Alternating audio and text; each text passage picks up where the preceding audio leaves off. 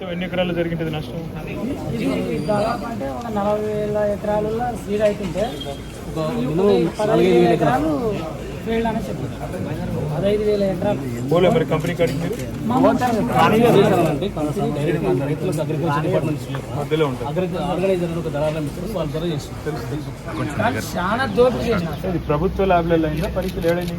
Private ల్యాబ్లలో చేస్తే ప్రభుత్వ labs ఉన్నాయా?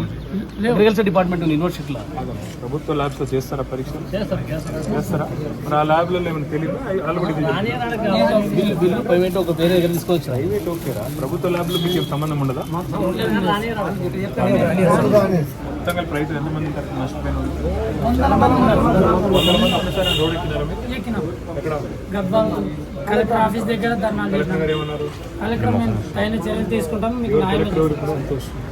అంటే ఇప్పటికి 3 కలెక్టర్లు మారినారు సార్. ఒక సంవత్సరం నిజంగానే ఫెయిల్ అయినా కూడా కంపెనీ భరించుకోవాలి కదా. 20 ఏళ్ళకి నుంచి మంచిగా ఇస్తున్నప్పుడు ఈ సంవత్సరమే ఎక్కువ కలెక్టర్ గారికి అయితే పిలిచి మాట్లాడాలని చెప్పారు.